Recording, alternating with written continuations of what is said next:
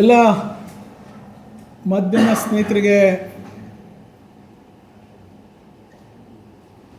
ಸ್ವಾಗತವನ್ನು ಮಾಡ್ತಾ, ನಮ್ಮ ಪಕ್ಷದ ಎಲ್ಲ ಮುಖಂಡರುಗಳಿಗೆ, ನಮ್ಮ ಅಧ್ಯಕ್ಷರಿಗೆ, ಪುರಸಭೆ ಅಧ್ಯಕ್ಷರಿಗೆ, ಪುರಸಭೆ ಸದಸ್ಯರುಗಳು, ನಮ್ಮೆಲ್ಲ ರೈತ ಮುಖಂಡರುಗಳು, ಇವತ್ತಿನ ಪತ್ರಿಕಾಗೋಷ್ಠಿಯ ಉದ್ದೇಶ ಭಾನುವಾರ 21 ಜೂನು 2026ರಂದು ಬೆಳಗ್ಗೆ 9 ಗಂಟೆಯಿಂದ ಏನು ಬೈರಮಂಗಲ ಮತ್ತು ಕಂಚಗಾರಹಳ್ಳಿ ವ್ಯಾಪ್ತಿಯ ಬಿಡದಿ ಟೌನ್ಶಿಪ್ ಹೆಸರಿನಲ್ಲಿ ಸರ್ಕಾರ, ಕಾಂಗ್ರೆಸ್ ಸರ್ಕಾರ ಭೂ ಸ್ವಾಧೀನವನ್ನು ಪಡಿಸ್ಕೊಂಡು ನಮ್ಮ ರೈತರ ಮರಣ ಶಾಸನವನ್ನು ಬರೀಲಿಕ್ಕೆ ಏನು ಹೊರಟಿದ್ದಾರೆ, ಅದರ ವಿರುದ್ಧ ಏನು ಸುಮಾರು 1.5 ವರ್ಷಗಳ ನಿರಂತರ ರೈತರ ಹೋರಾಟ ಏನಿದೆ, ಆ ಹೋರಾಟಕ್ಕೆ ನಾವು ಮೊದಲನೇ ದಿನದಿಂದ ಬೆಂಬಲವನ್ನು ಏನು ಕೊಟ್ಕೊಂಡು ಬಂದಿದ್ದೇವೆ. ನಮ್ಮ ಜೊತೆಯಲ್ಲಿ ಹಲವಾರು ಪಕ್ಷದವರು ಇರ್ಬೋದು, ಸಂಘಟನೆಯರಿರ್ಬೋದು, ರೈತ ಸಂಘಟನೆಗಳಿರ್ಬೋದು, ಕನ್ನಡಪರ ಸಂಘಟನೆಗಳಿರ್ಬೋದು, ಹೋರಾಟಗಾರರಿರ್ಬೋದು, ಕವಿಗಳಿರ್ಬೋದು, ಹಲವಾರು ಕಾಲಜ್ಞಾನಿಗಳು, ತಜ್ಞರು ಎಲ್ಲರೂ ಕೂಡ ಈ ಹೋರಾಟದಲ್ಲಿ ಭಾಗವಹಿಸಿ ರೈತರಿಗೆ ಬೆಂಬಲವನ್ನು ಕೊಡ್ತಾ ಇದ್ದಾರೆ. ನಮ್ಮ ಹೋರಾಟ ಭಾನುವಾರ ಯಾವ ರೀತಿ ಇದೆ ಅಂತ ಹೇಳಿದ್ರೆ, ನಮ್ಮ ವರಿಷ್ಠರಾದಂಥ ದೇವೇಗೌಡ ಅಪ್ಪಾಜಿಯವರ ಆಶೀರ್ವಾದದೊಂದಿಗೆ ಕುಮಾರಸ್ವಾಮಿಯವರು, ನಮ್ಮ ಮಾಜಿ ಮುಖ್ಯಮಂತ್ರಿಗಳು, ಅಲ್ಲಿ ಕೇಂದ್ರದ ಸಚಿವರು, ಅವರ ಮಾರ್ಗದರ್ಶನದಲ್ಲಿ ನಿಖಿಲ್ ಕುಮಾರಸ್ವಾಮಿಯವರ ನೇತೃತ್ವದಲ್ಲಿ, ನಮ್ಮ ಯುವ ನಾಯಕರು, ನಮ್ಮ ಪ್ರಶ್ನಾತೀತ ನಾಯಕರಾದಂಥ ನಿಖಿಲ್ ಕುಮಾರಸ್ವಾಮಿಯವರ ನೇತೃತ್ವದಲ್ಲಿ ನಾನು ಮತ್ತು ನಮ್ಮ ಪಕ್ಷದ ಎಲ್ಲ ಮುಖಂಡರುಗಳು, ಕಾರ್ಯಕರ್ತರು, ಹಲವಾರು ಸಂಘಟನೆಯವರು ಎಲ್ಲರೂ ಸೇರಿ ನಾವು ಅಂಚೀಪುರದಿಂದ ಹಿಡಿದು ಹೊಸೂರು ಗ್ರಾಮದವರೆಗೆ ಸುಮಾರು 10 ಗ್ರಾಮವನ್ನು ಒಳಗೊಂಡಂತೆ ಎಲ್ಲ ಗ್ರಾಮಗಳ ಪ್ರಮುಖ ಬೀದಿಗಳಲ್ಲಿ ಮತ್ತು ಗ್ರಾಮದಿಂದ ಗ್ರಾಮಕ್ಕೆ ಪಾದಯಾತ್ರೆಯನ್ನು ಮಾಡುವಂಥ ಕೆಲಸ ಪ್ರಾರಂಭ ಆಗ್ತಾ ಇದೆ.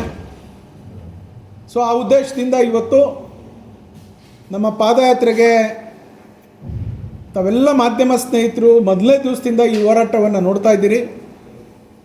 ರೈತರಿಗೆ ಬೆಂಬಲವನ್ನು ಕೊಟ್ಕೊಂಡ್ಬಂದಿದ್ದೀರಿ.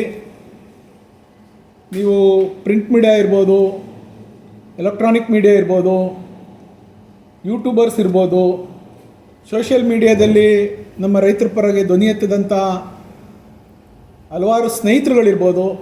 ತಾವೆಲ್ಲ ಅವತ್ತಿಂದ ಏನು ನಮಗೆ, ನಮ್ಮ ರೈತರಿಗೆ ಬೆಂಬಲವನ್ನು ಕೊಟ್ಕೊಂಡ್ಬಂದಿದ್ದೀರಿ. ತಮ್ಮ ಬೆಂಬಲ ಅಗತ್ಯ ಇದೆ.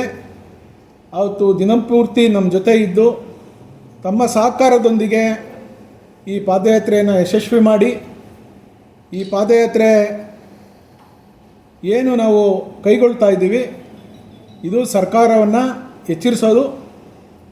ಏನು ಸರ್ಕಾರ, ಮಾನ್ಯ ಮುಖ್ಯಮಂತ್ರಿಗಳು, ಮಾನ್ಯ ಶಾಸಕರು, ಮಾನ್ಯ ಮಂತ್ರಿ ಮಹೋದಯರೇನು ಇದು ಬರಡು ಭೂಮಿ, ಇದು ವ್ಯವಸಾಯಕ್ಕೆ ಯೋಗ್ಯವಲ್ಲದ ಭೂಮಿ, ಇದು ವ್ಯವಸಾಯ ಇಲ್ಲಿ ಮಾಡಿದ್ರೆ ಇದೇನೇನೋ ಕಾಯಿಲೆಗಳು ಕಸಾಲೆಗಳೆಲ್ಲ ಬಂದ್ಬಿಡ್ತವೆ, ಆದ್ದರಿಂದ ಈ ಭೂಮಿನ ಟೌನ್ಶಿಪ್ ಮಾಡಿಬಿಟ್ರೆ ಎಲ್ಲ ಸರಿ ಹೋಗ್ತದೆ ಅಂತೇಳಿ ಹೇಳ್ತಾ ಇದ್ದಾರೆ.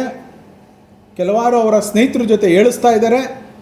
ಇದ್ರ ವಿರುದ್ಧ ನಾವು ನಮ್ಮ ರೈತರಿಗೆ ಆತ್ಮಬಲವನ್ನು ತುಂಬಬೇಕು, ಆತ್ಮಸ್ಥೈರ್ಯವನ್ನು ಕೊಡಬೇಕು, ಕಾನೂನಾತ್ಮಕ ಹೋರಾಟ ಮಾಡ್ತೀವಿ, ನೀವು ಅಧೈರ್ಯರಾಗಬೇಡಿ ಅಂತೇಳಿ ನಮ್ಮ ರೈತರಿಗೆ ತಿಳಿಸುವಂಥ ವಿಚಾರದಲ್ಲಿ ಪ್ರತಿ ಮನೆ ಬಾಗಿಲಿಗೆ ಹೋಗಿ ಇದು ದೇವೇಗೌಡ ಅಪ್ಪಾಜಿಯವರ ಸಂದೇಶ, ಕುಮಾರಸ್ವಾಮಿಯವರ ಸಂದೇಶ ಅಂಥೇಳಿ ನಿಖಿಲ್ ಕುಮಾರಸ್ವಾಮಿಯವರು, ನಾವುಗಳು ನಮ್ಮ ರೈತರಿಗೆ ಆತ್ಮಸ್ಥೈರ್ಯವನ್ನು ಕೊಡುವಂಥ ಕೆಲಸವನ್ನು ಮಾಡ್ತಾ ಇದ್ದೇವೆ.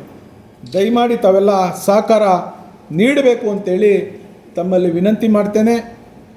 ಇವತ್ತು ಅಂಚೀಪುರದಿಂದ ಶುರುವಾಗಿ ಅಂಚೀಪುರ ಕಾಲೋನಿ, ಬನ್ಗಿರಿ, ಮೆರವೇಗೌಡನ ದೊಡ್ಡಿ, ಅಲ್ಲಿಂದ ಗುಂಡ್ತೋಪು ಅಂತೇಳಿ ಒಂದು ಊರಿದೆ, ಅಲ್ಲಿಂದ ಗೊಲ್ಲಳ್ಳಿಗೆ ಹೋಗ್ತೀವಿ. ಗೊಲ್ಲಳ್ಳಿಯಿಂದ ಮತ್ತೆ ಕೋಡಿಪಾಳ್ಯಕ್ಕೆ ಬಂದು ಹೊಸೂರಿಗೆ ಈ ಮೊದಲನೇ ದಿವಸದ ಒಂದು ಪಾದಯಾತ್ರೆಯನ್ನು ಅವತ್ತಲ್ಲಿ ಕಂಪ್ಲೀಟ್ ಮಾಡ್ತೀವಿ. ಇದೇ ಥರ ಪ್ಲ್ಯಾನ್ ಮಾಡಿಕೊಂಡು ಎರಡೂ ಪಂಚಾಯಿತಿಯ ಎಲ್ಲ ಗ್ರಾಮಗಳಿಗೆ ನಾವು ಪಾದಯಾತ್ರೆ ಮಾಡೋರಿದ್ದೇವೆ. ಇವತ್ತು ಭಾನುವಾರ ಇದ್ದಿದ್ದರಿಂದ 21ನೇ ತಾರೀಕು ಅವತ್ತು ಈ ಕಾರ್ಯಕ್ರಮವನ್ನು ಹಾಕ್ಕೊಂಡಿದ್ದೀವಿ. ಆ ಕಾರ್ಯಕ್ರಮದಲ್ಲಿ ನಮ್ಮ ರೈತರು, ರೈತ ಕುಟುಂಬ, ರೈತ ಹೆಣ್ಣುಮಕ್ಕಳು, ರೈತರ ಮಕ್ಕಳು, ವಿದ್ಯಾರ್ಥಿಗಳು ಎಲ್ಲರೂ ಸೇರಿ ನಮ್ಮ ಜೊತೆ ಕೈ ಜೋಡಿಸಿ ನಮ್ಮ ಪಾದಯಾತ್ರೆಯಲ್ಲಿ ನಮ್ಮ ಜೊತೆ ಹೆಜ್ಜೆ ಹಾಕ್ತಾರೆ ಅನ್ನುವಂಥ ವಿಶ್ವಾಸದೊಂದಿಗೆ ಈ ಪಾದಯಾತ್ರೆಯನ್ನು ಯಶಸ್ವಿ ಮಾಡಲಿಕ್ಕಿದ್ದೇವೆ.